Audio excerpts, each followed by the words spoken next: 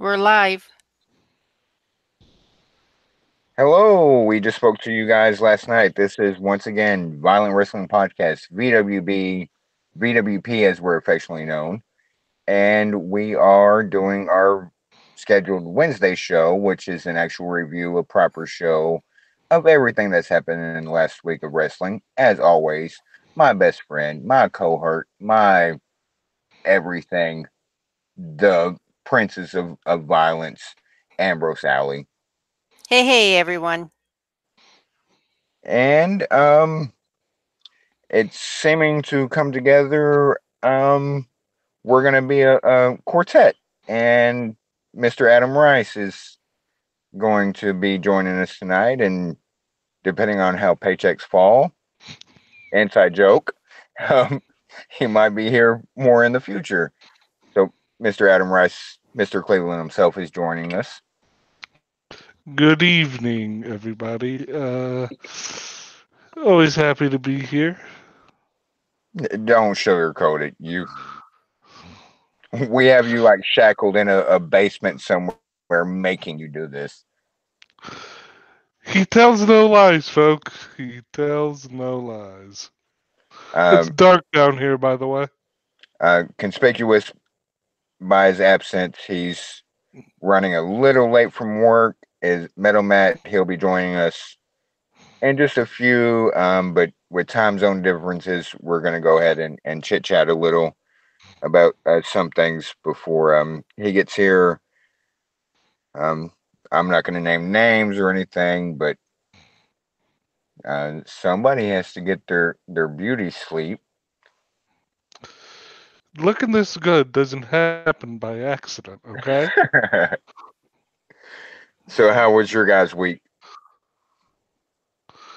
It's been a week, sort of. Cold.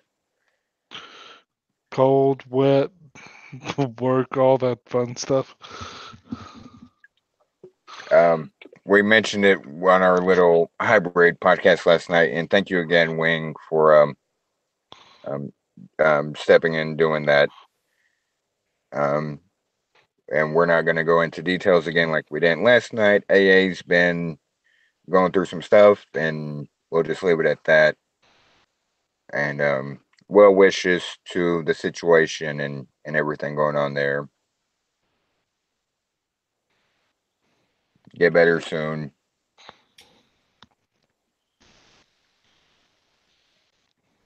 Indeed. Oh, yes, and RMP, RMP. RMP, RMP. Yeah, let's lead the show off with RMP. Why not? It was Well, brought up last night. Go ahead. thanks to the weather here and down there, because we actually got snow, folks, believe it or not, and we got frigid temperatures.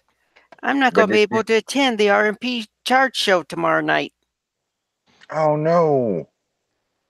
so I'm going to have to watch it on Twitch, and you can catch it on Twitch by going to Twitch TV Rocky Mountain Pro.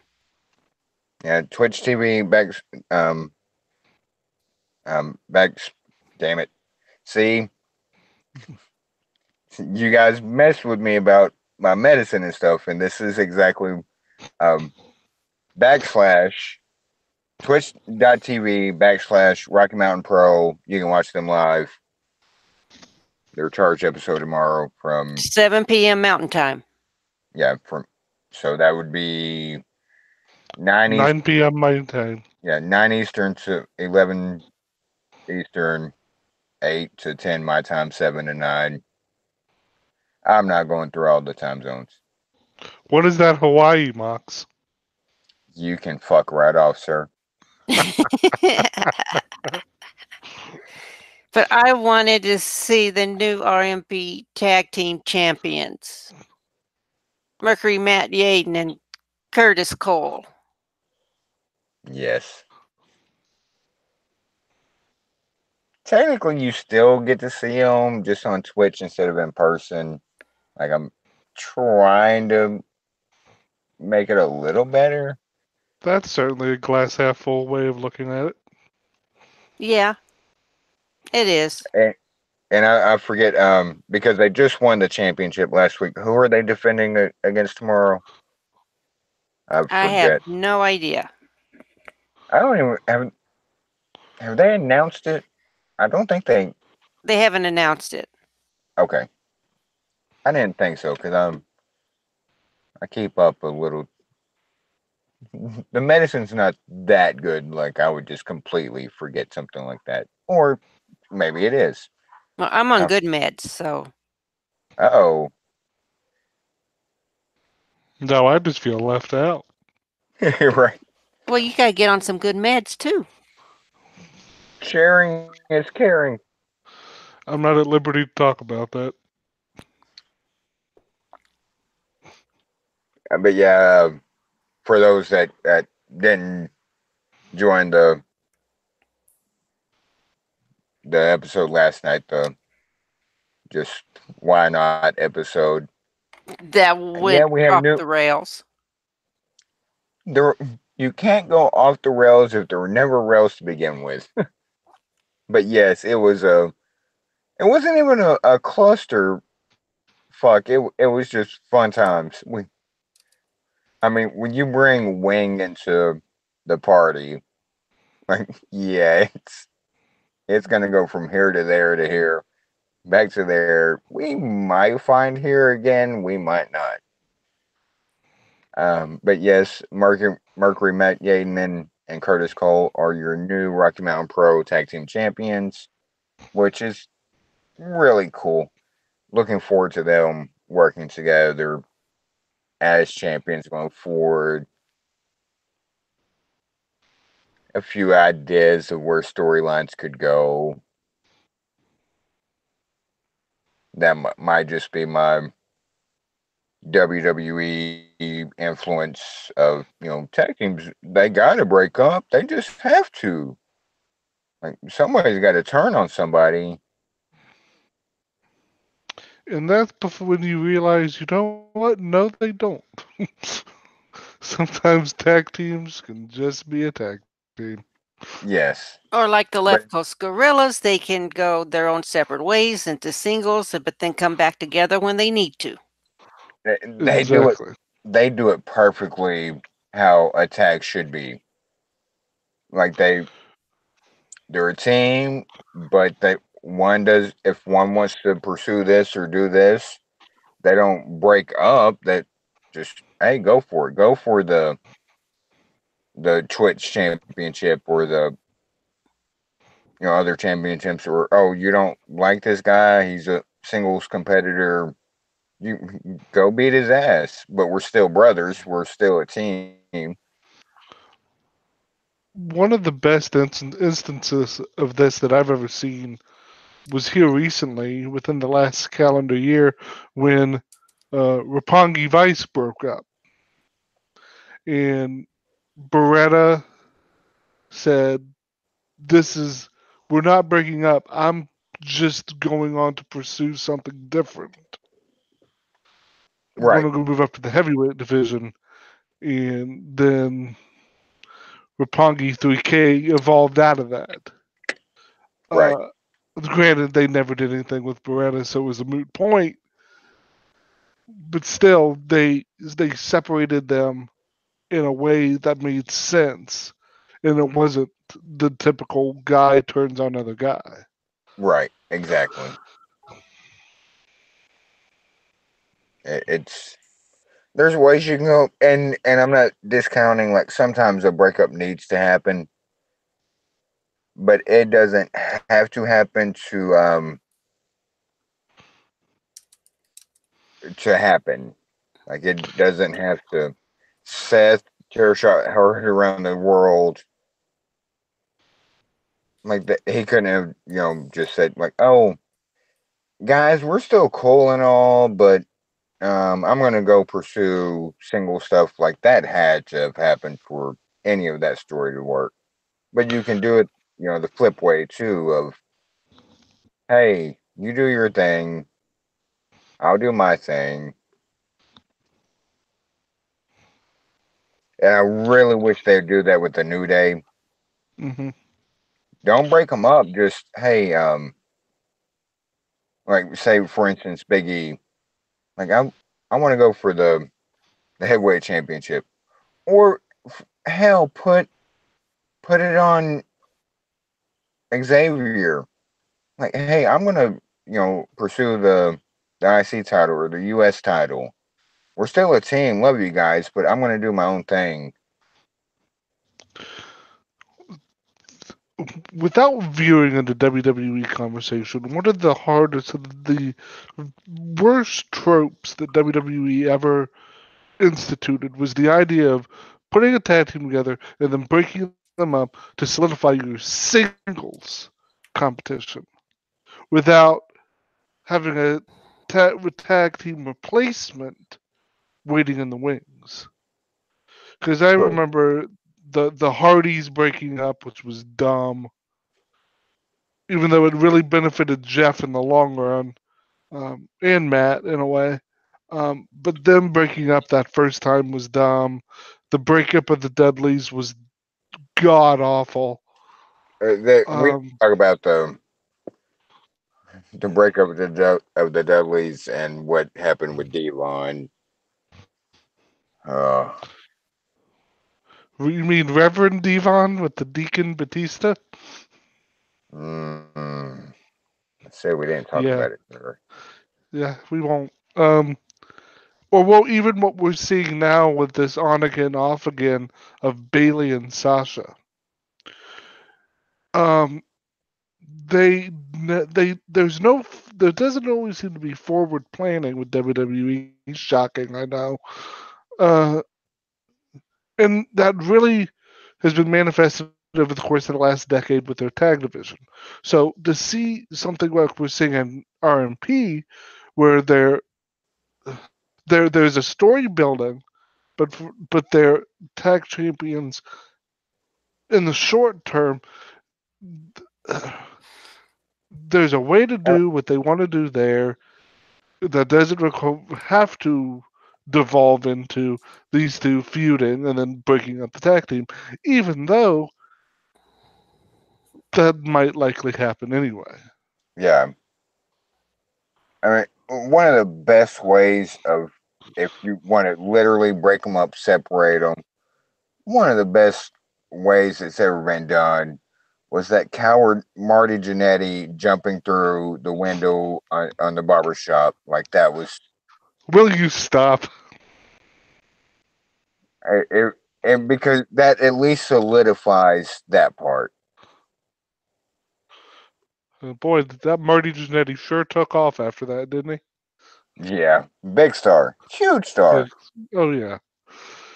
But speaking of RMP, I heard today that one of their regulars, semi-regulars, um, one Miss Alley Cat or Alligato, Yes, has a big indie match coming up. I want to In finish. I want to finish it. I want to say it say it, versus Sweet Soraya. rest in peace, Allie. Cause Soraya's going to kill you. Oh, it's gonna be fun. I can't wait. That's a big time, high profile match for her. Yes, So good for her getting that match. Is that happening out in Jersey City? yes, sir. Okay. And is that going to be at the Nova Pro show they're running in Jersey City? Yes, sir. Okay. Um, that, like I said, that's big time. That Yeah. I Oh, know. yeah. Sweet Soraya doesn't have the following here. She does in the UK for obvious reasons. And for those who are living under a rock, Sweet Soraya is Paige's mom. No way. I know, right? Who would have thought? No, I'm not Uh, that. No, you don't believe it? this is kayfabe news or something. I'm not. Nope. Right. Uh-huh. Um, But she's yeah, one of uh, we're actually and by extension, a friend of ours Vindicator Prime is going to be at that show, and I want him as a guest afterwards. And Alley Cat follows us as a podcast. BWP follows me, follows AA. It's just so really cool, and that's some people it might not see it like the kind of thing it is, but when you get booked against Sweet Sarai, that's a big deal. Soraya doesn't take bookings on this side of the pond often. That's She a never, big deal. yeah. So for her to get on the plane, fly to the U.S., and take part in that, for someone like Allie, that's a huge sign of respect. So good for her getting this opportunity against Soraya, and I hope she comes out all the better for it on the other side of the match. And just walking in to the VWP, our other host. Sorry, had a little something in my throat there. You're already fired. Get out. I do the firing around here. I'm sorry, I can't help it. It was just a natural reaction. What's How up, goes Matt? it, Matt? Hey, You just walked in on some RMP talk. We were talking about uh, Alley Cat getting booked in a match on the Indies. I think around WrestleMania weekend. Yeah, it's the it's a it's a good thing I didn't listener. walk in on you doing something else. There, yeah, there are much Whoa. worse things. Okay. That shit'll make you blind, son.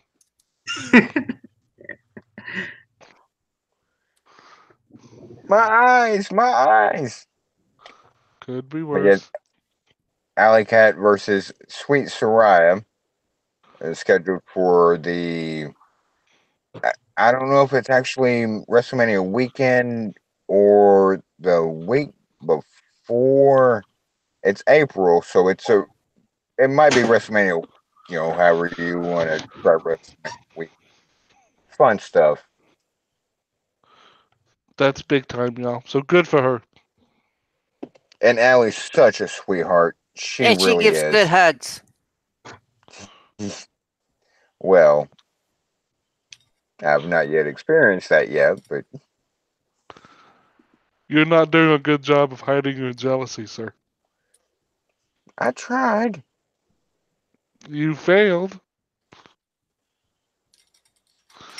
Something brown, something. Get it all out. That's on this side of the pond. If Sweet Sarai's coming over and you're her opponent, yeah, that's a feather in your cap kind of thing. But like I said, Allie's gonna die. Hey, Those are just the rules. I didn't make them. Those are just the rules. well, it's spelled differently, but I was referring to Ambrose Alley. Oh, who's not? Who's knocking at my door now?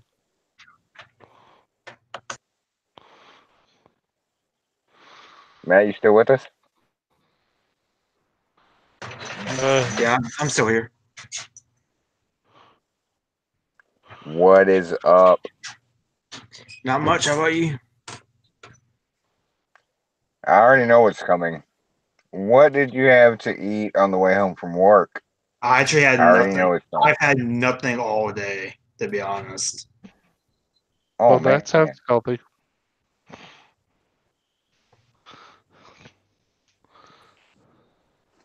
I guess So, it's Allie, better. was there anything else that VWP related you want? I mean, RMP related that you wanted to hit? Nope. Just that they're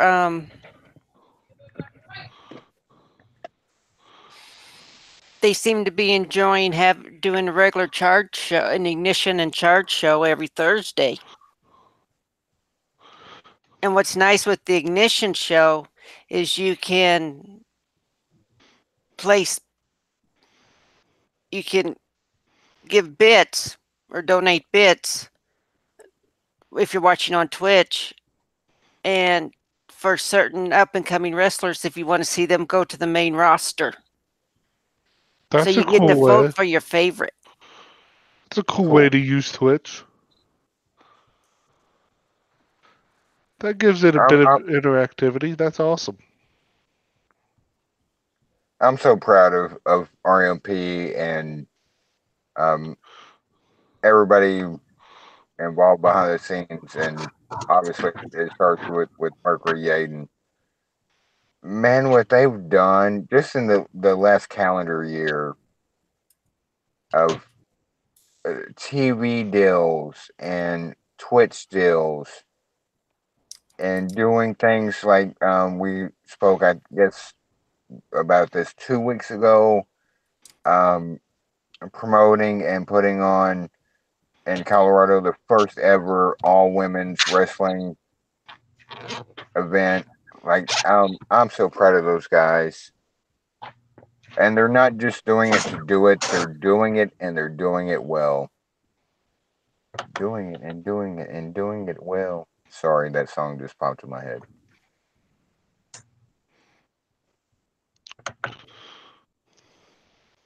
Well, Max, you mentioned TV deals, Uh-oh.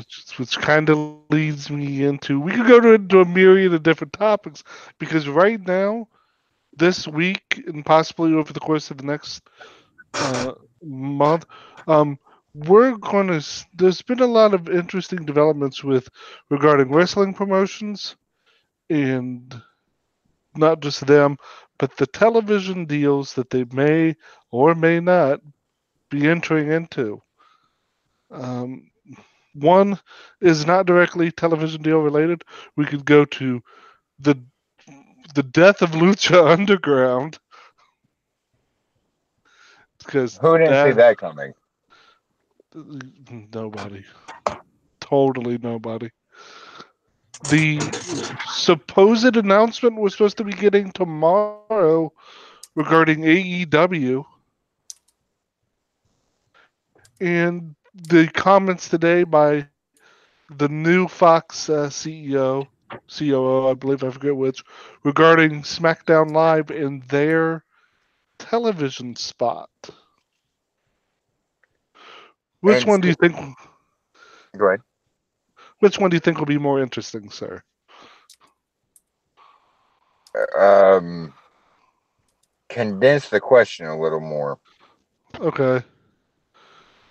Do you want to talk about what Lucha Underground's going through, um, the the potential announcement for AEW, or the comments made by Fox regarding WWE? Just because it's going to be the quickest to get out of the way, Lucha Underground's fucked. Lucha Underground is very fucked. They have a civil lawsuit against them now for what they've done they've done and are doing currently still, even though there's not a fifth season planned. Um, but they're still holding people to contracts, won't let them, out in the sense of they can't sign anywhere else, like for TV and like Lucha Underground's just sadly there might be a fifth season, but that's run its course. I mean, a class action lawsuit has been filed against the company, and people like Evilise are involved, who has already made her displeasure known and what she's going through known via social media. Yes, And King, oh, I'm forgetting his name. King, Arno. yes, he's involved in the class action lawsuit. Lucha Underground has basically thrown away all the buzz, all the goodwill, everything they had going for them, because those first 2 seasons of Lucha Underground were some of the hottest wrestling going in the Do you remember when that was? And I know for sure AA does. When that was all that was talked about. Oh yeah.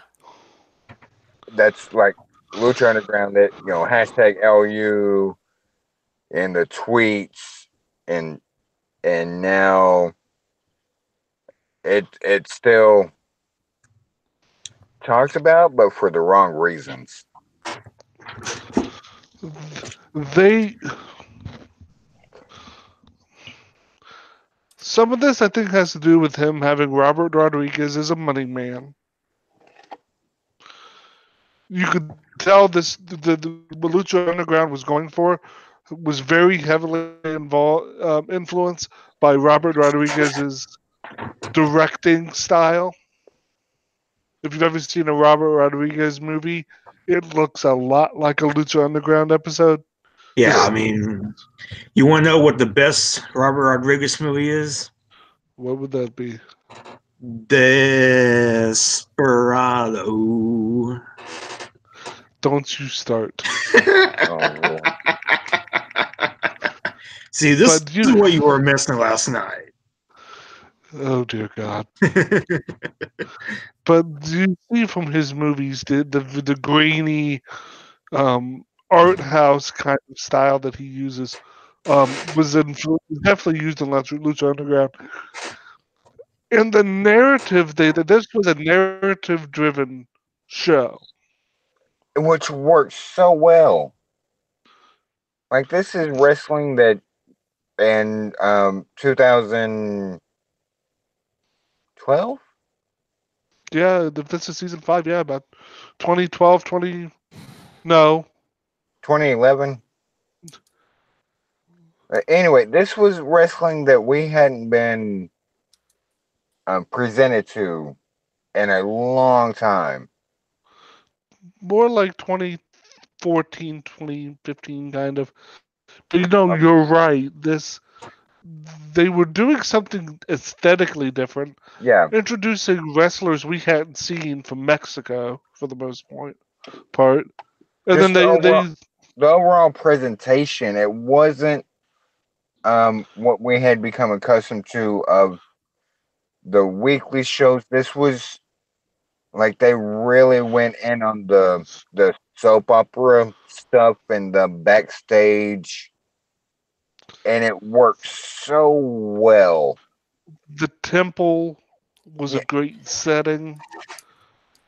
The majority Latina crowd gave it that influence of the lucha libre and some of the violent. It, there was they pretty much threw things into a pot and came out with something that was different but still looked like wrestling, right. just Like in a movie style. precisely. It was because it every week. I would say more in a TV show, dramatic, a drama style. But it precisely gave us that element that of because all the gripes of storylines. We want good wrestling. We want storylines. We want and you can list off some more. We want this, and they did all of that for the first 2 seasons. And then And then it literally kind of lost its way. It never when we started to see some outlandish things to where the reality of the wrestling no longer matched the reality of the narrative.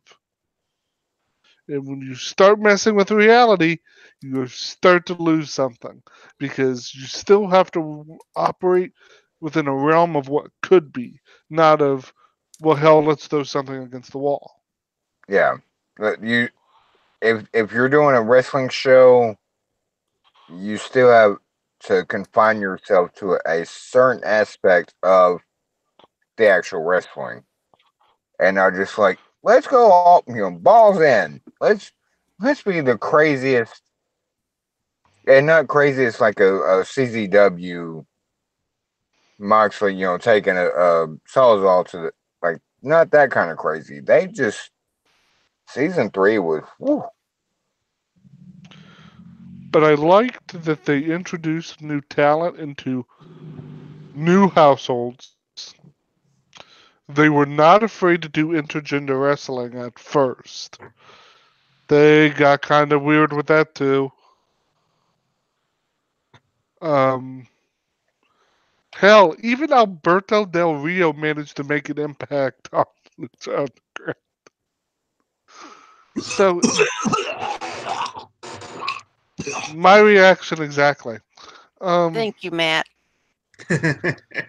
But I wasn't sure what was going on. Like, do I need to hang up and call 911? Is some but and that's really, when you think about it, in terms of from a North American standpoint, if you're not someone who had Shimmer to begin with, Lucha Underground was the first place that had Kylie Hojo, Io Shirai, and Mayu Iwatani on this side of the Pacific. So they were able to bring in that Joshi influence well before WWE did. So there were some good things that happened here. It's just it fell apart in their hands, and then they're now deciding just to be total assholes about it. You should, if you don't have TV, you shouldn't be beholden people to contracts that they signed, thinking that they were going to be on TV.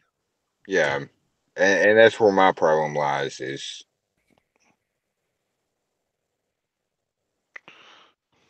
that it's just a whole big,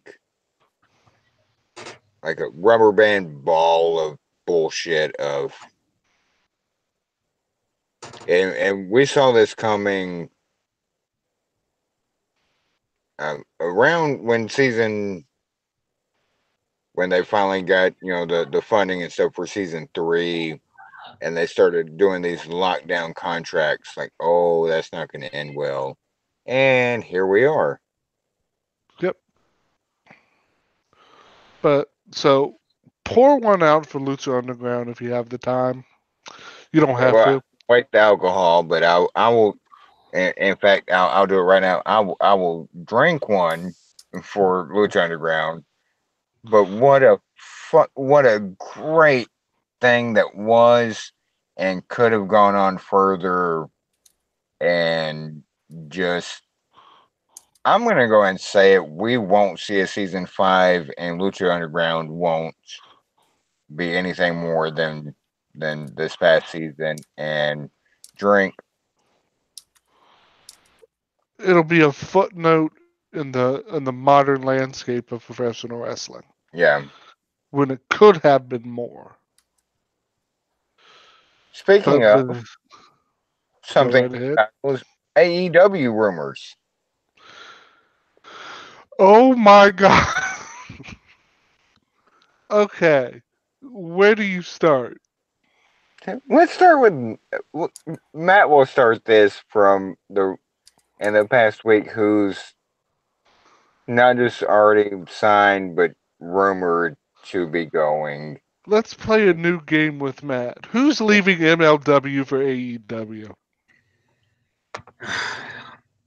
Who isn't?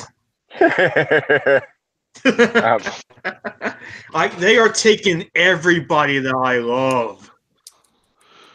At least with The for those Lucha who don't Bros know, are 2 that are going to AEW, which I'll be honest, kind of spoiled the tag title match at Sewer Fight.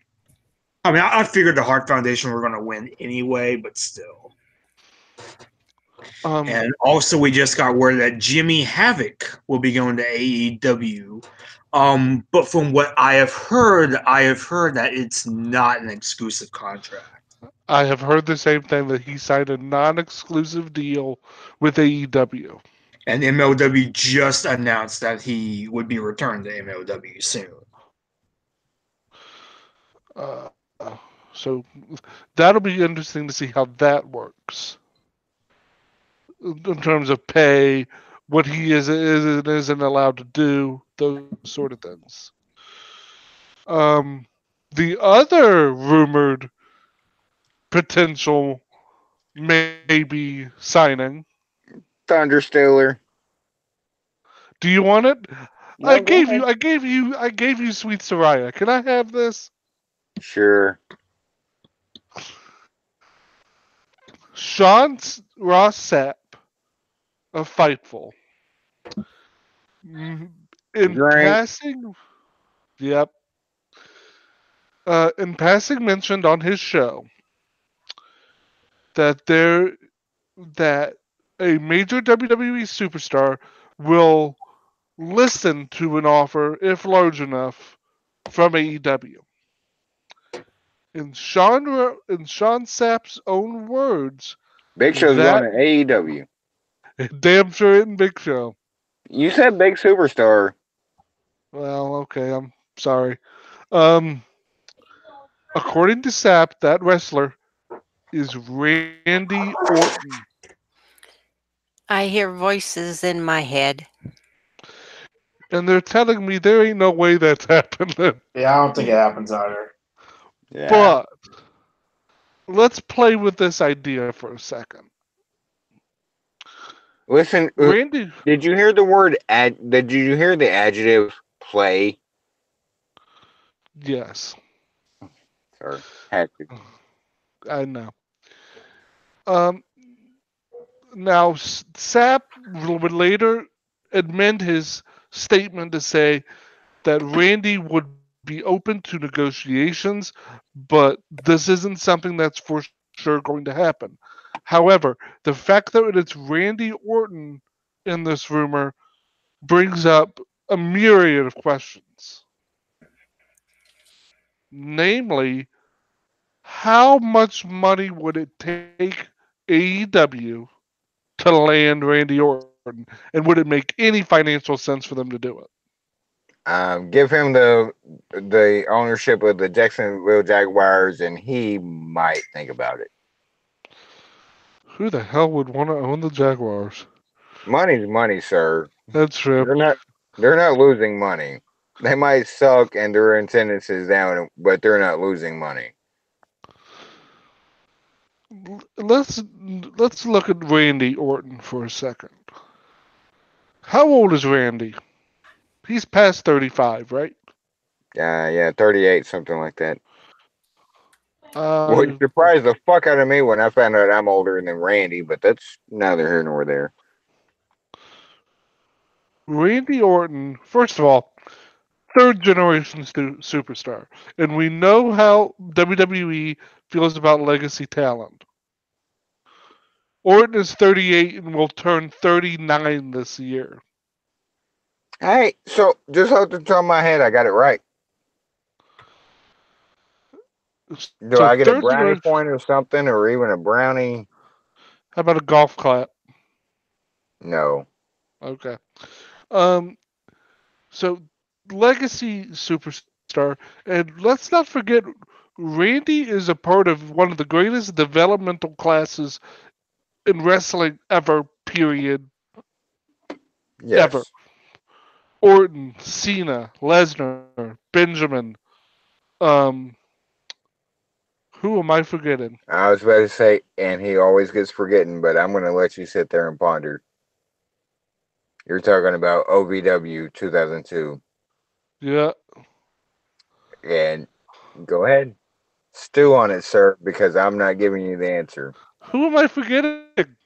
And nope. You're an ass. Well,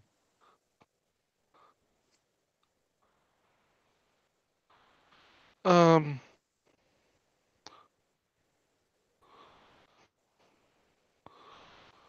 who was in that class? Okay, so you have to tell me because we got a show to do. No, we can keep going with the show while you sit there and be quiet while you're thinking.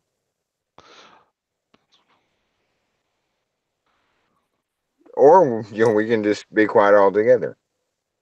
Oh, All right, I come give up. on, guys, come on. Hey, Play nice.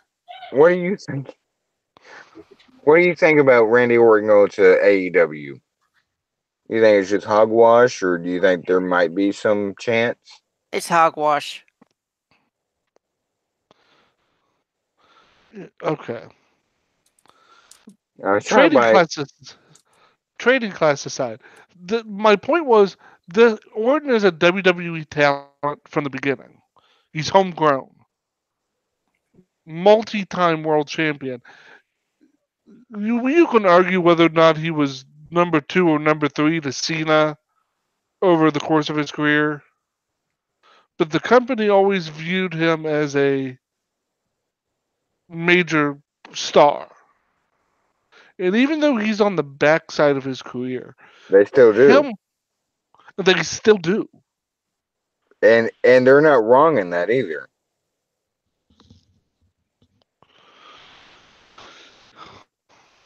You and though they're not wrong, he still gets great reactions. He still sometimes will kick it into a second gear.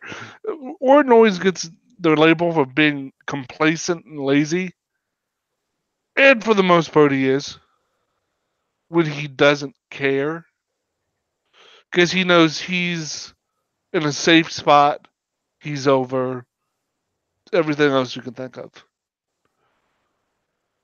But so the idea of him walking to a competitor seems so far fetched, especially when you think Orton's been in the business now as a wrestler for 18 years. He's coming up on his 20th year in the business. Is he going to want to spend that outside of WWE? Nah, I was thinking the oh, same thing, but someone brought up a good point. We know Orton has been pushing for years for a easier schedule. He wants that Lesnar schedule. He wants that Cena schedule. He doesn't want to be on the road all the time. AEW theoretically could give him that schedule. And and if the WWE's already kind of given him that schedule. I brought this up last night. Randy Orton's one of those company guys that he can, quote unquote, hey, I've got other things to do or call in sick. I'm gonna miss this weekend's house. So sorry, and it's not gonna be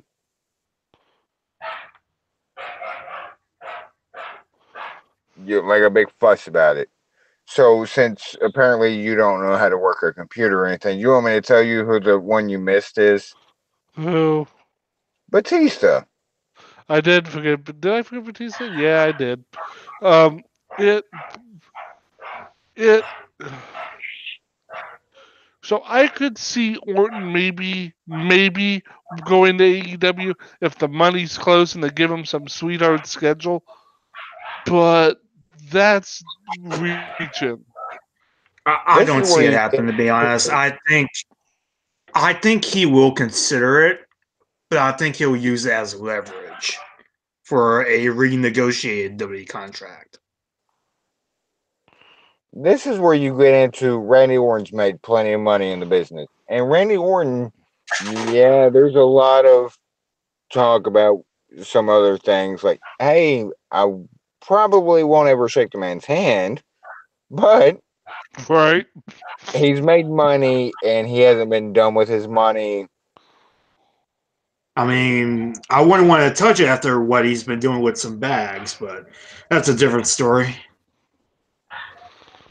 Yeah, we're not conflating this with Randy Orton being a good locker room person. It's, but to me, and this is an existential, great bigger question. Orton, Jericho. I mean, some of the names here. I don't want to until I know what AEW's television deal is. This feels like WCW spending like they don't know what to do with their money when Turner bought the company. When they went out and got Hogan and Savage and Piper and Nash and Hall and Heenan, when they were just throwing any money they could out there to get all these recognizable names from Vince to prop up their new vision for the company. I'll be right back. Sorry, guys. Okay. So to me, I don't know what the game plan here is, but I don't see them getting Orton like you guys said. But the rumor being that AEW was getting looked at by Turner makes me pause and go, okay, there could be something to this. But we will see. And I guess while Mox is gone, we'll take the opportunity to um, transition into another topic. Is Matt. What's going on with MLW?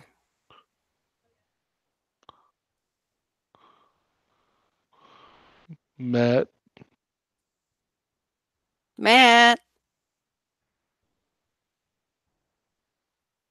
I think we lost Matt. Have you seen Matt? Where is he? Is he hiding? He said, "Where's Waldo? Where's Matt?" Oh, I'm right here, just getting a Coke for my dinner. Ooh, okay. Oh, okay. You're allowed. So MLW. And no, Mox, it's not Burger King. He's away. It's fine. Anything you want to report on from MLW? Oh, well, MLW.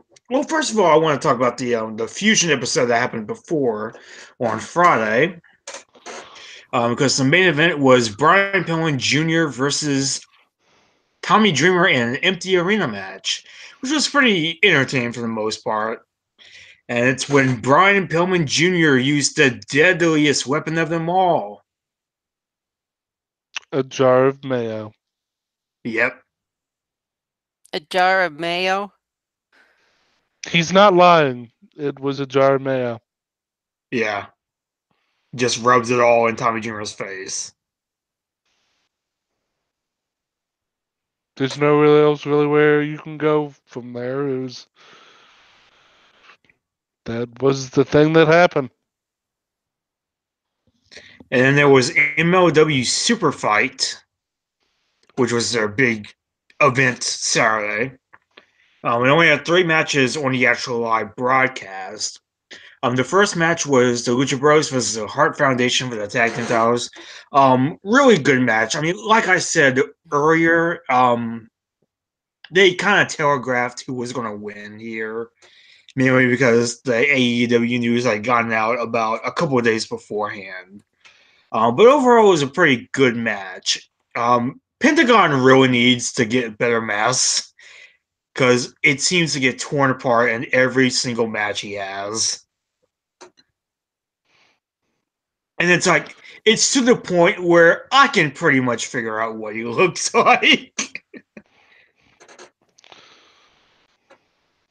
Just get yourself a better mask, buddy. That's all we're asking. You don't see So Rey yeah, Pentagon Mysterio's just mask. Pentagon just straight up gets unmasked in this match. And the Hart Foundation takes advantage, and they are now the new tag team champions. The next match actually really impressed me. I think out of all the 3 matches, this was probably the best one. Carter Brazil versus Ricky Martinez. I thought this was a great match. And of course, it helped that Selena De La Renta was at ringside. Waiting Of course, for that's. Yep, we know where your attention was. it. Are you sure you even watched the match?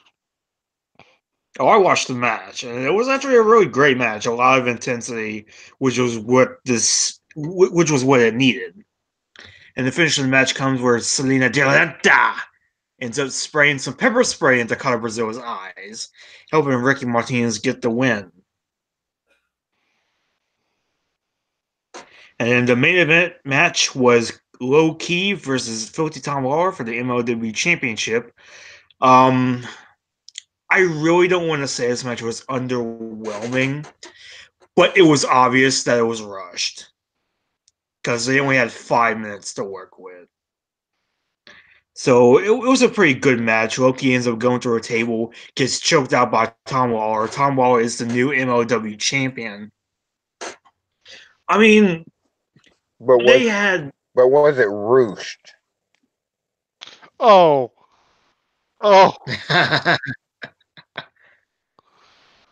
that pun hurt me somewhere. But yeah, I mean, they did fine considering the circumstances, but I think it could have been a lot more. And they are doing another live special for next month's event, which is Intimidation Games. And I really, really hope that BN Sports lets MLW add another hour to it, or at the very least, an extra 30 minutes. Because an event like Superfight really could have used the extra time. But overall, Superfight was a really good show. I have a problem with the company knowing they have an hour and giving their main event only about 5 minutes. Yeah. You know what your time is, and if you're going to do it, make your heavyweight championship match feel grand. Like Especially since they were hyping it up for months. To only give those two 5 minutes seems like a crime. But it also has a distinct MMA feel to it, where that's a typical MMA round is about 5 minutes. So I could see what they were maybe trying to go for. The quick, all of a sudden, the choke, the submission, Lawler's your new champion. But 5 minutes just feels like you're shortchanging everyone involved.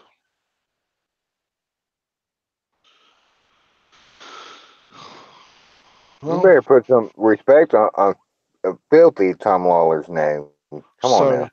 Filthy Tom Lawler. I apologize. I don't want to get choked. Well, shut up. Well, I guess we'll go to Matt and Mox's favorite show, Monday Night Raw. Everybody's favorite show, Monday Night Raw. No. I hate the McMahons. I just want to put that out in the ether. I hate the McMahons because a lot of people hate Rice, and I'm having a complete deja vu moment. We have said those exact words to each other on a podcast, actually. I wouldn't doubt it. Matt, please walk us through this opening segment. Well, I'll be honest. I haven't really gotten a chance to watch Monday Night Raw in full because I was working Monday. Be glad.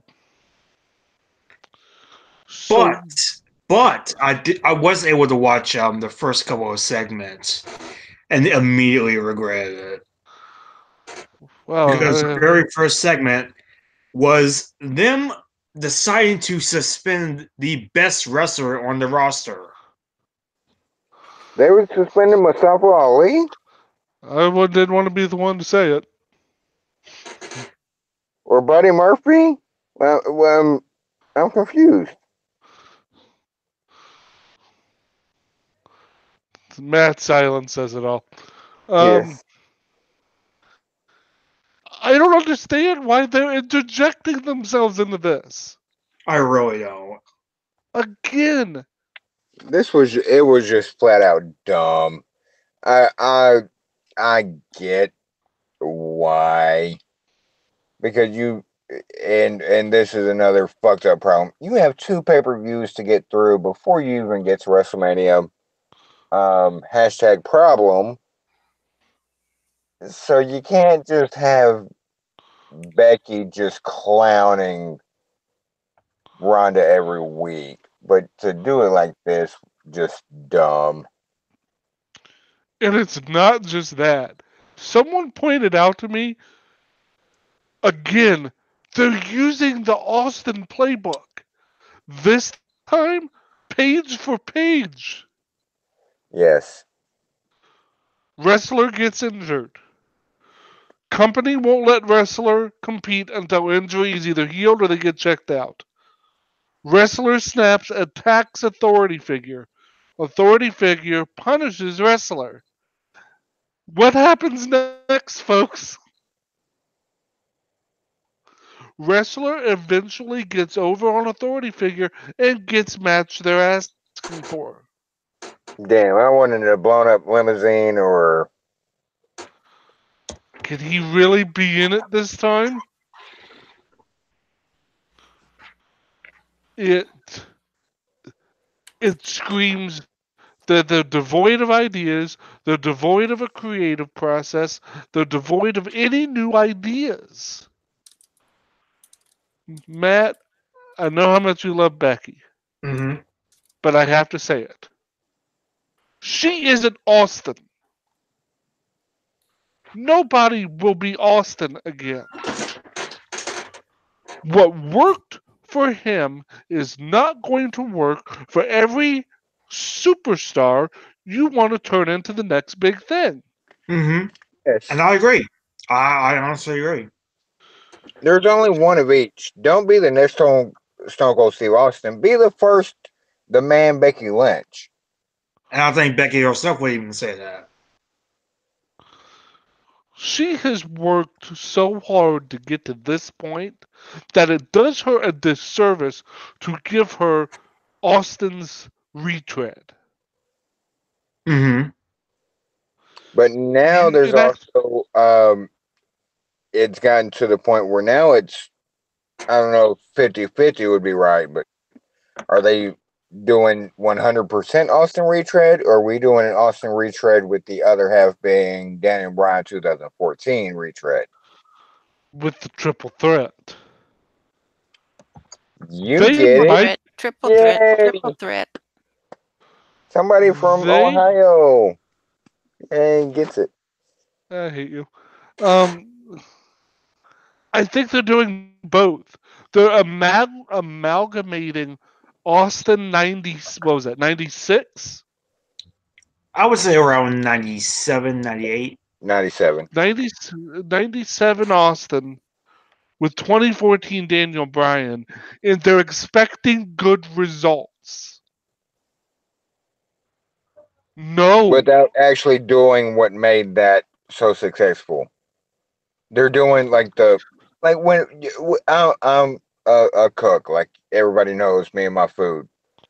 Like they're doing some of the ingredients in a recipe that makes it good, but then one or two things, they're either not doing the ingredients that make it really, really good, or they're doing too much of ingredients that just makes it bad. The thing that made Austin work, unfortunately, because it ended up shortening his career, was the neck injury. Yeah. Becky doesn't have a life-threatening injury. She has a kayfabe bad knee. Also, Becky isn't being screwed over by the company. You know how I know that? Her push the last 6 months. You know it's true. Okay, Matt. Yes. In the last 6 months, I wouldn't say that. who's been screwed over more in the last 6 months, Matt? Becky or the Iconics? You have to choose one or the other. Yes. I knew he would say Oh, that. no, that's not how this game. That's not how this game plays. And here's the thing: I think the Iconics have been screwed over more, but Becky's doing fine now. They're with her now, but around SummerSlam, hell no. Look, I understand that leading into SummerSlam was bad, but since the I mean, bout and then, they're probably going to go like, "Oh, that was the plan all along." No, it wasn't. No, it wasn't. they backed into something good. We all know that. Yeah, exactly. It's by complete accident, and now they're piggybacking onto it. They are on the man bandwagon. But that's the point. They're on the bandwagon. We know. I'm not hearing very much enthusiasm in your voice or like any kind of caring, Matt. Like it just seems like you're just.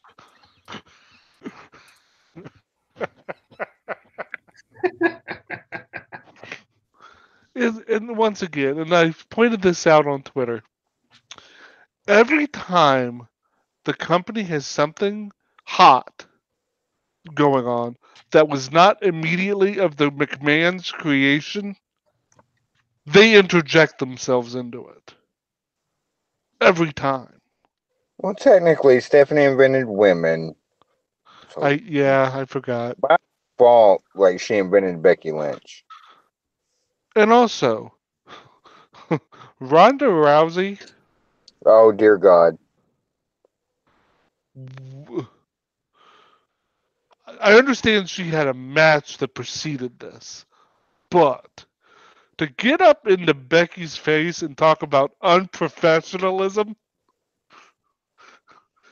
hey, When that's a she heel. literally did the same thing multiple Literally got suspended. Literally to a T, got suspended and came through the audience. Literally did the exact same fucking thing. Literally. At least now we can say without a shadow of a doubt, Ronda Rousey's a heel on television. I've been saying that What was since. even her promo after her match? Oh, and for those that haven't heard, I'm gonna quote it, word for word.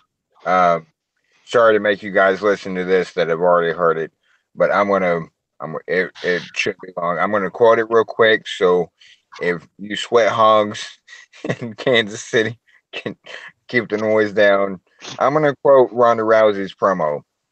And in the promo. Holy fuck, is she bad? And I'm going to try to find the silver lining. Oh, you of all people? I know I'm the wrong person for this. That's not what you're being paid for. I know. I'm happy Ruby is getting the rub of working with Ronda. That said, that doesn't mean I have to like it. This is the worst possible time. Ronda has already killed 2 members of the squad on the same episode of Raw. They couldn't build that out for 2 weeks. She kills Liv and she kills Sarah. What's the point of having a stable if you can't build to the leader?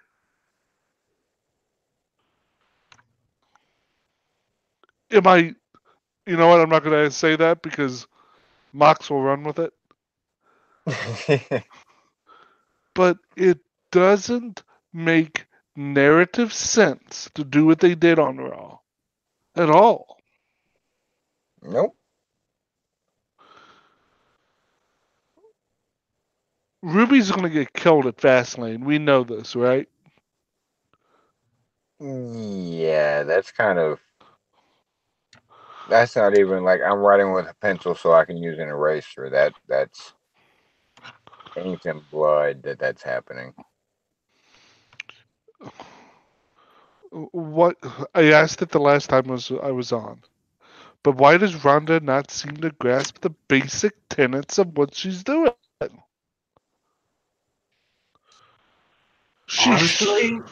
Honestly, I think the crowd's starting to get to her. I agree. She is showing real emotion right now. And it's because she's not What you liking the want, you reaction. absolutely want a performer to show real emotion. She's just doing it the wrong way. She's doing the opposite. Her emotion does not fit the character she's been. Unless the character is turning. And if the character is turning, fine. But make that clear. Right. And don't basically give her a microphone. I'm so sorry, guys. I'm kind of a bad guy now. I'm so sorry. I don't know what to do anymore. I'm like, come on. Get her the fuck off my TV as soon as possible, and I'll be a happy camper. It's just we could spend days on why Ronda just isn't. It, like I said before, this isn't an in-ring problem, although it kind of is Now, I was because going to say, yeah, to a degree, it's also in ring. she's judo throwing people, and that needs to stop. Mm-hmm. But it's all character, all of it. She needs a manager. The lack thereof. Yes, the lack I don't know thereof. if I can say that. When Brock goes It's away, like, put Heyman with her. it's like for someone who's arguably supposed to be their top face, at the very least their top female baby face, she's one of the most unlikable characters in quite a while. I will go out even further on that branch. She's one of the most unlikable people Mm-hmm. in recent memory. And, Or, just wrestling. Like, I'm not talking, like, you have. She's just unlikable, period. In kayfabe, outside of kayfabe, she's just unlikable. and the problem with that is, and I know some here might disagree, and I understand why they might. What makes that such a damn disappointment is because whether you like it or not, the women aren't main eventing WrestleMania without Ronda Rousey. Yeah. Simply by name only. She's the star catalyst. You know how you do unlikable and it actually be a good thing and work well? Fuck Daniel Bryan. In a good way. That's how you're supposed to be unlikable, Yes. but still portray your character, your job, do your job. We're supposed to hate Daniel Bryan.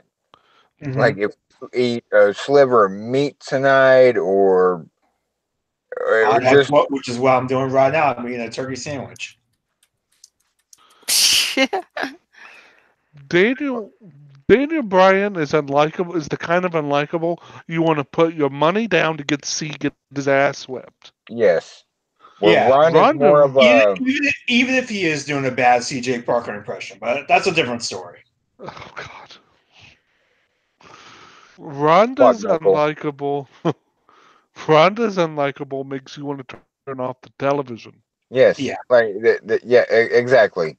It's not like you want to loathe. You have no choice to, and which also works for the other side of the crowd that the and I don't mean any of this offensively, just some words like the tree huggers and the other vegans and the planet Earth people.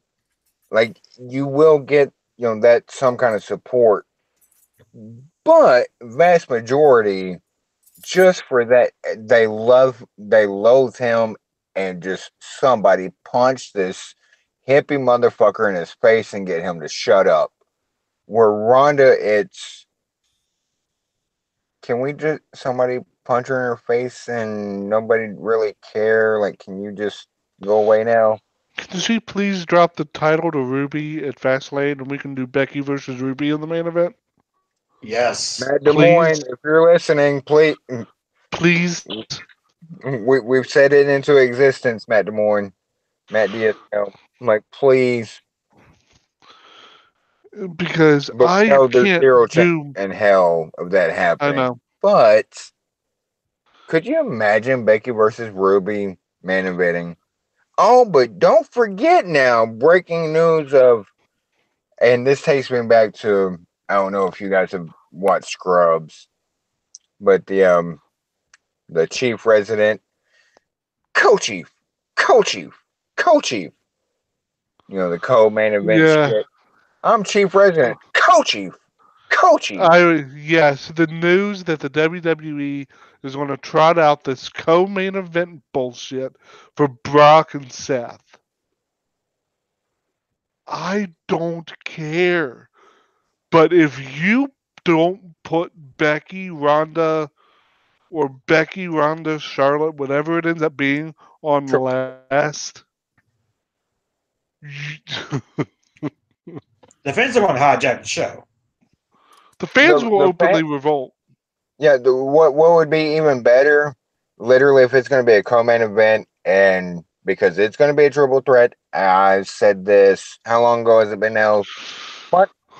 I called it the day Ronda pushed Charlotte and Becky off the ladders because we did a live review right after it ended, and I triple threat at WrestleMania. Watch triple threat.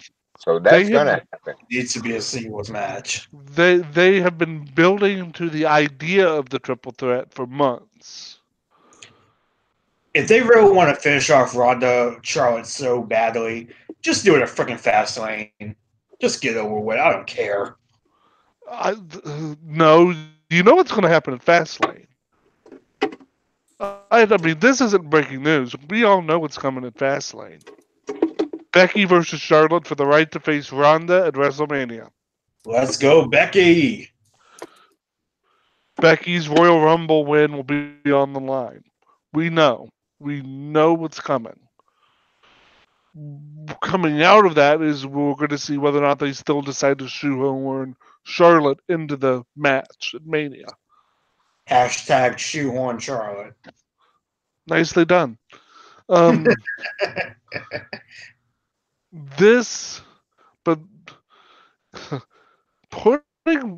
putting Brock on last again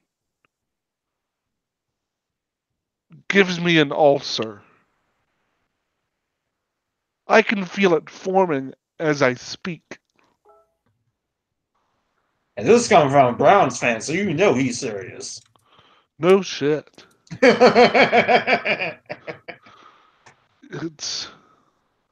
They can't mess with this. Women go on last. Period.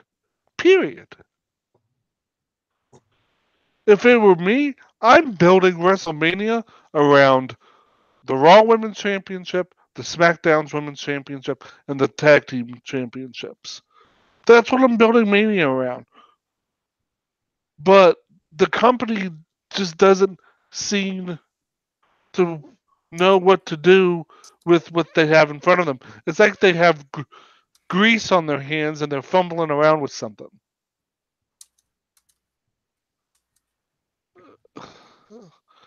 And speaking of the tag titles, Ronda Rousey, if you have injured Sasha Banks and somehow hinder Sasha Bailey from winning the tag championships, may God have mercy on your soul. Because that's going to be unforgivable. So you thought that Bailey and Sasha were going to win the titles? I think Bailey Sasha are going to walk out of the Elimination Chamber with those titles because it's just what makes the build makes the most sense. I don't know, Adam. I don't know. That doesn't seem very iconic to me. Oh God, it's like he runs on a clock. You just know when it's coming. Can I say that the way SmackDown and Raw handled this couldn't have been more different? Raw women compete in matches. The SmackDown I women mean, just give. I don't really have anybody to compete. I mean, I get it. I get why they did it, but again, But see, icons don't need to earn anything. They deserve. you're just insisting upon this, aren't you? Um, but yeah, I think Sasha Bailey are going to win when it comes down to it. But again, Sasha not using her arm scares the dog shit out of me. Yeah. And again, we're talking about her health. Mm-hmm. We all know how those women's title reigns worked out for her because the company did or didn't know what her health was like, or they got spooked, or whatever it is.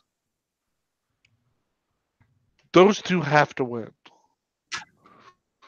I'm sorry, they have to win. Or else the on and off again of the Bailey Sasha feud makes less sense. I I don't understand, but it is what it is. I did like though that they gave the Iconics the video package. Did you see Yeah. that? It was awesome. They at least let them explain themselves a little bit. I also like the Mandy and Carmella pairing. I mean, the Naomi and Carmella. These feuds are driving me insane. Naomi and Carmella will be fun. Alexa and Nikki makes sense because they're crazy. I get it. Wow, I just made myself sad. Alicia? Yeah, Alicia, Nikki. I don't. The thrown together tag teams are going to be weird, but I get what they're going for with Nikki, Alicia. They're crazy girls. I get it. I, that's all there is there, I guess. At least they're entertaining. But Nikki probably could have been used better than just as a throw in this tag chamber match. I mean, there is a certain stable on SmackDown that could have used her, but that's another story. We know Sanity's dead, right? Pretty much. Like, they were pretty much dead on arrival, really, because creative had no clue what to do with them. Creative. I want to go out on a limb and say that the thing that made Sanity work was Nikki. Mm-hmm. And when they separated Nikki from Sanity, you killed Sanity. Because I don't give a fuck about Eric Young. You couldn't pay me to care about Eric Young as a character. It, nothing. Just nothing. And that's not to say anything bad about Killian Dane and Alexander Wolf. They're actually pretty decent workers. But Eric Young just sucks the air out of everything that Sanity tries to do.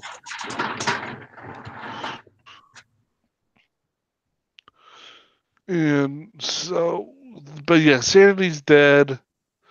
Um, Nikki and Alicia, they'll do fine in that chamber environment. That chamber match is going to be a clusterfuck, but that's neither here nor there. Can someone also please explain to me why apparently Alexa Bliss wants to sleep with EC3 now? Did anybody get why that was a thing? I don't know.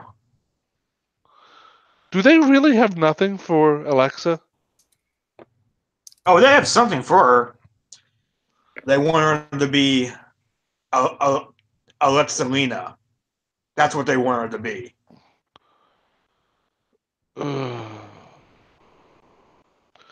Things that make you just want to They cry. Big need bankroll. to give up on that. My God. If it didn't work the first 300 times, what makes you think it's going to work this time? A big bankroll. True. And then wait till the Bellas do a run in and win by surprise. Why do you have to hurt me? Why? I don't want Nikki Bella in that ring simply because I don't want her neck to explode in the chamber. She takes a bad bump. That's it.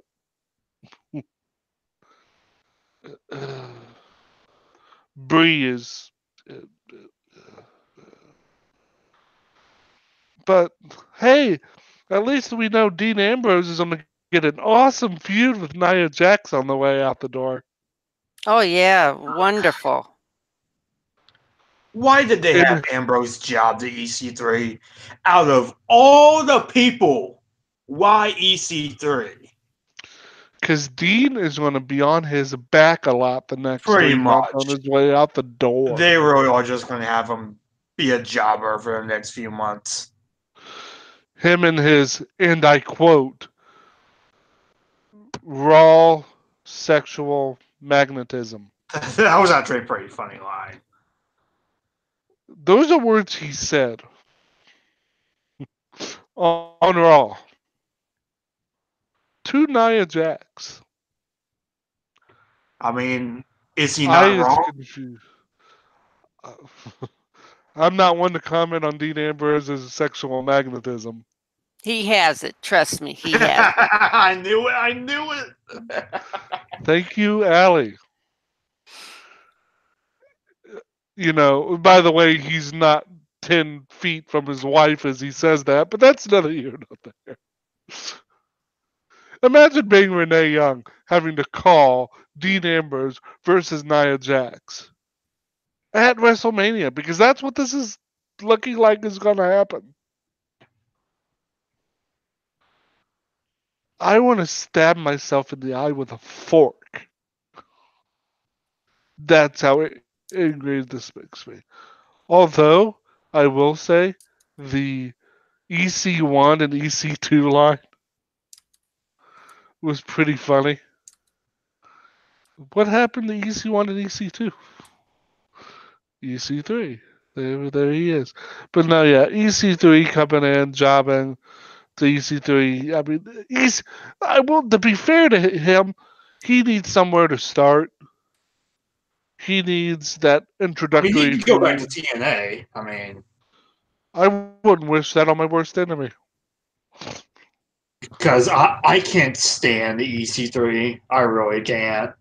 Like, I just remember when everybody was just going on and on about how great a heel he was. I watched one of his segments, like, really?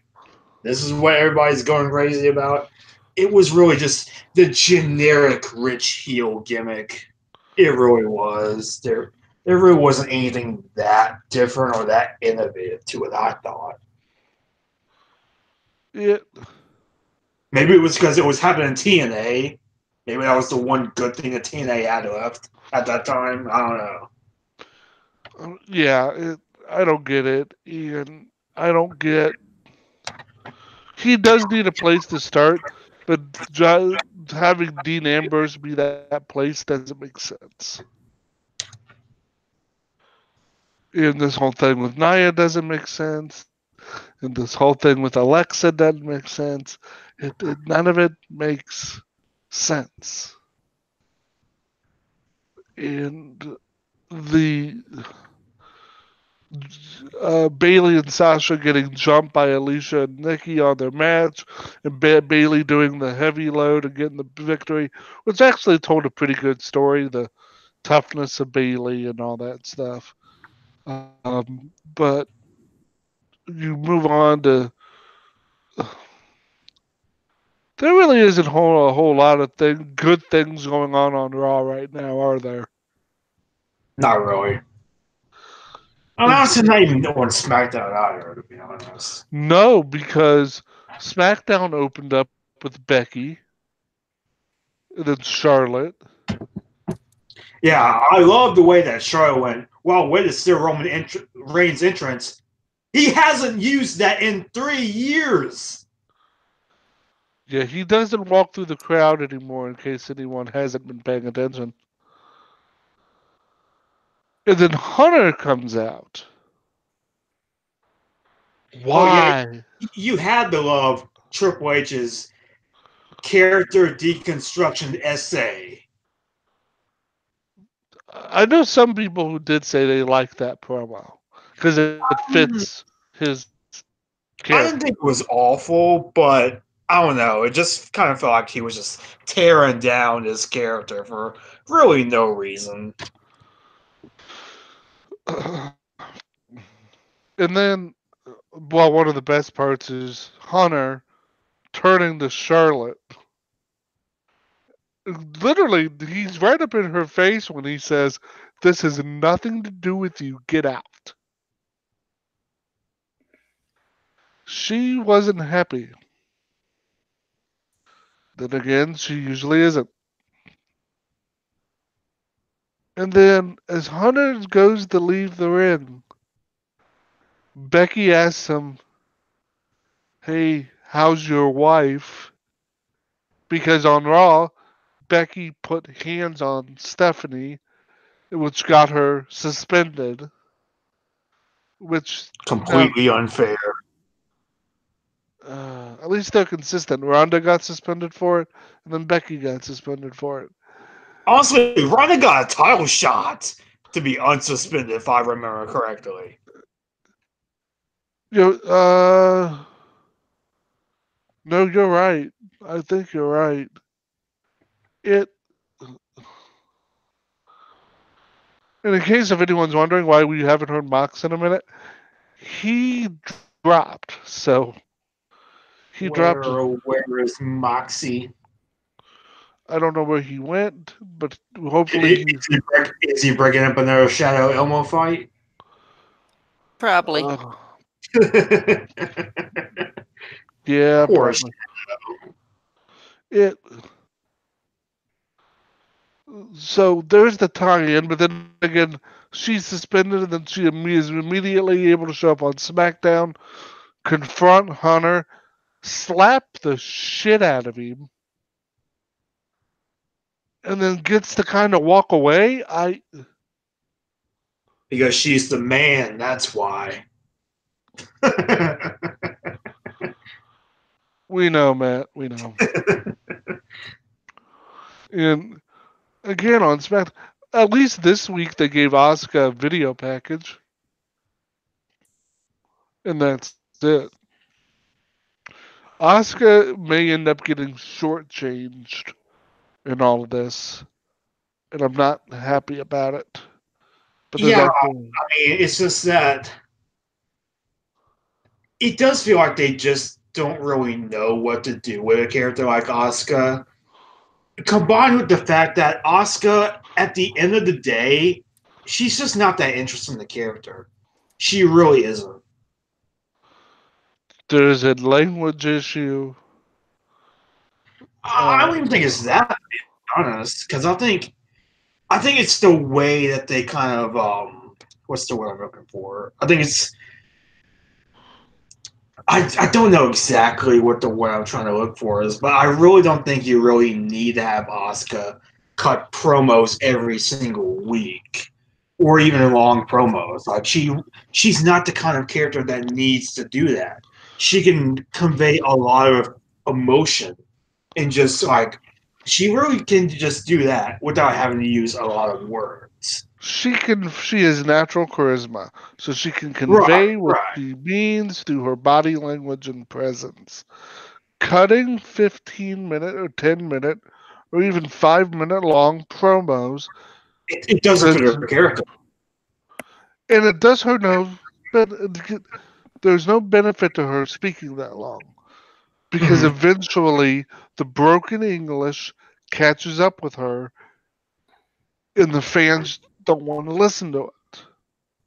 I'm sorry, that's the truth.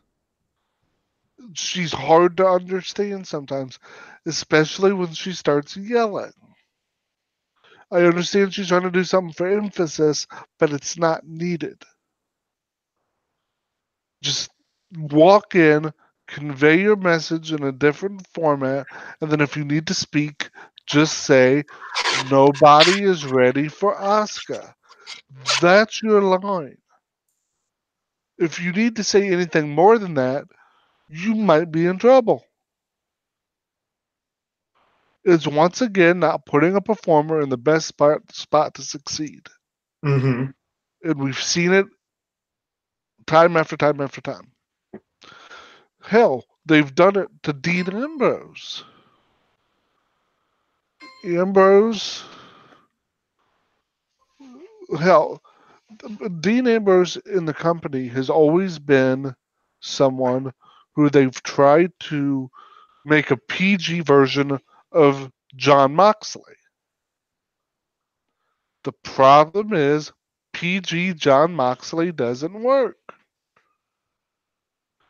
as Allie can attest to. That's right. CZW John Moxley took a sawzall to somebody. There's no way you can PG that in WWE. So you've handcuffed yourself. You've handcuffed Ambrose. You're handcuffing Asuka because she can't cut those kind of promos. So it is what it is. And then we come to someone. I can't be the only one hoping Mustafa Ali gets that WWE title, because it would be the greatest thing they could do.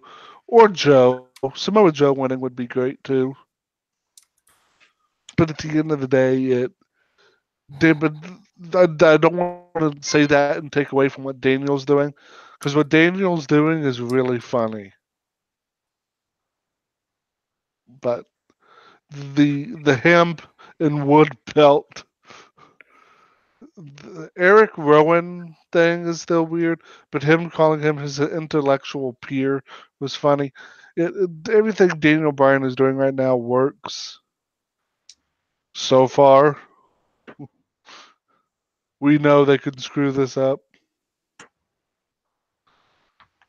but Matt, you said it best just a little bit ago. Um, Nothing's happening on SmackDown either. Mm-hmm. So that's kind of, we really didn't review Raw or SmackDown, and I'm sorry for that, but that's because I mean, there's nothing.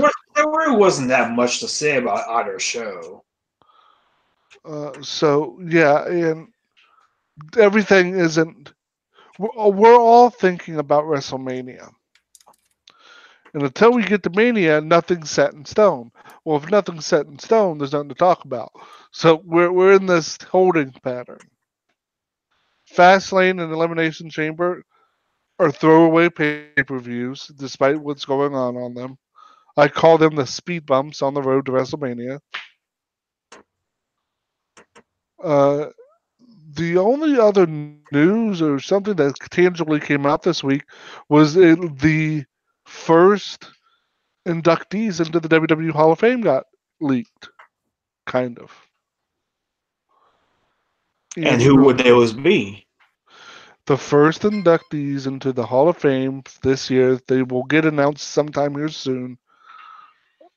Spoiler alert for those who don't want to know, mute your computers, turn them off, do what you got to do.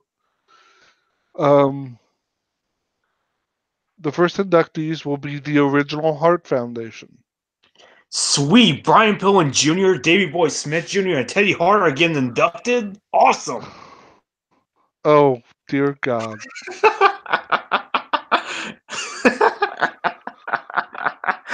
I can't believe you said that. I can. Okay, you're right. Yeah. No, Bret Hart, Jim the Anvil Neidhart, and their manager, the Mouth of the South, Jimmy Hart, no relation. That's honestly a good first choice. Do you think that they will be the headliner this year? Because it does feel like a bit of a quiet year for the Hall of Fame. Because usually they would have announced somebody by now. The rumor is the company is not putting emphasis on this Hall of Fame class. So we may not see that traditional major headliner this year. Do you have any theories on why that would be? They're so screwed up creatively that they need to take time and focus on what they're trying to do for Mania, that they don't know what they need to do for the Hall of Fame. On, Probably, yeah. on top of the move over to Fox for SmackDown, that's probably taking a lot of their time because that's going to be an endeavor unto itself. But if I had to guess, if we're going to get a traditional headliner, it's going to be Undertaker. I would think so. It would just depend on whether he wants to have another match at Mania or anywhere else. Which you bring up because Taker has removed all his WWE mentions from his Twitter page, and He's he's not taking going to AEW, people. no. Sorry, They that ain't can't. happening. They can't afford him. No. I got news for them. Tony Khan has a lot of money. He doesn't have that kind of money. Well, yes, he does, but he just doesn't. He isn't going to spend it. And I honestly can't see Taker leaving, to be honest. I really can't.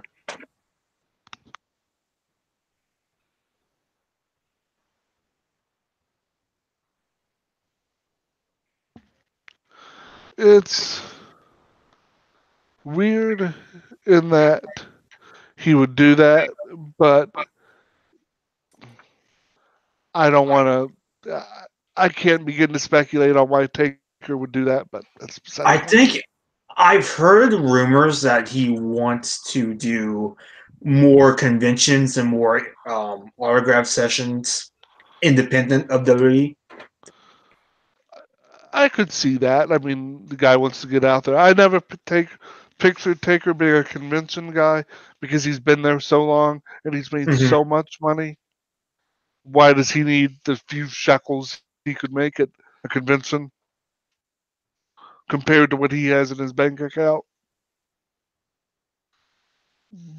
But it's up to him.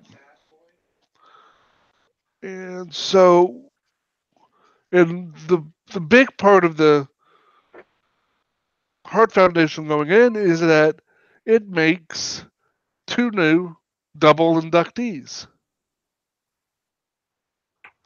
Yeah, Bret Hart and Jimmy Hart. Bret will be the second wrestler to ever be double inducted. First was obviously Ric Flair. And Jimmy Hart will be the first manager ever to be inducted twice. Eat your heart out, Rick Springfield. Why?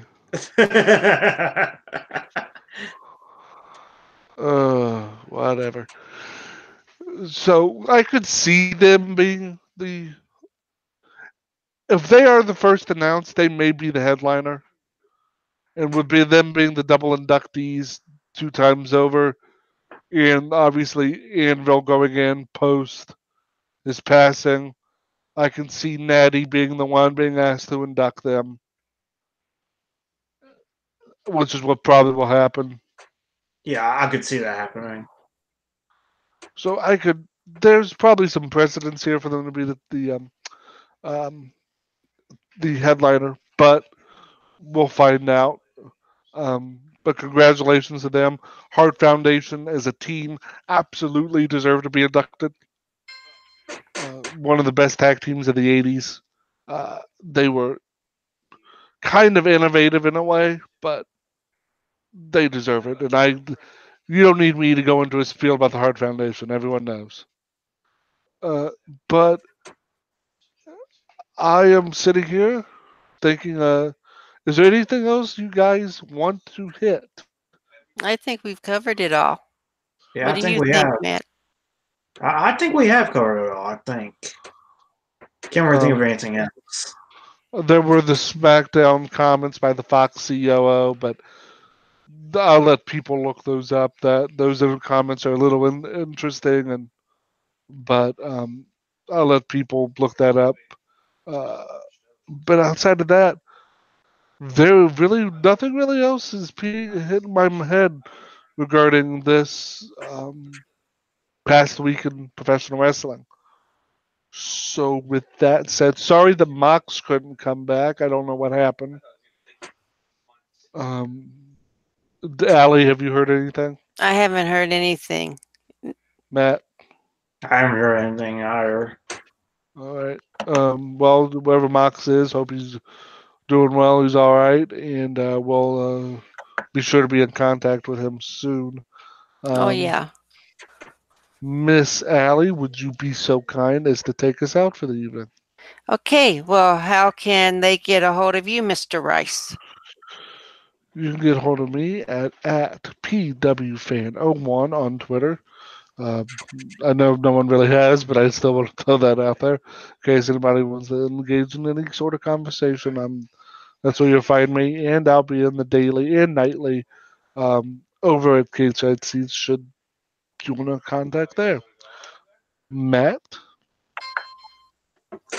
Well, you can find me on Twitter at Melmat15. I hang on KZI Seats, hang on in the daily and the nightly. And this Friday will be the return of Ruthless Aggression Era podcast, where I'll be doing Ric Flair's To Be the Man book. It's a good book. And you can get a hold of me on the bird thingy at Lady Rashana. You can find me at Cage Seats as Ambrose Alley. And you can find me on Twitch at Violent Wrestling Podcast with no G. And don't forget Ruthless Aggression Era podcast. It's worth listening to. Especially the book review, because that means Matt had to read something.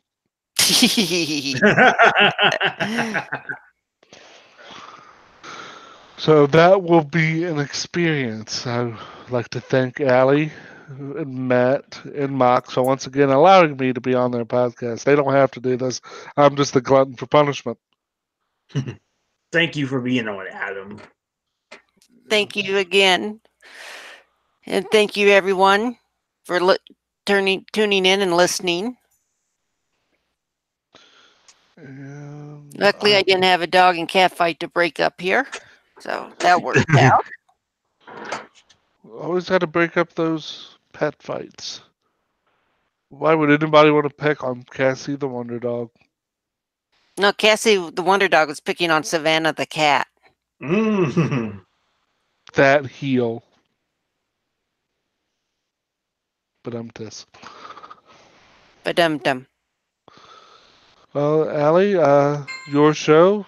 Go ahead and take us away. Well, good night, everybody, and we'll see you next week. Same violent time, same violent channel. Good night.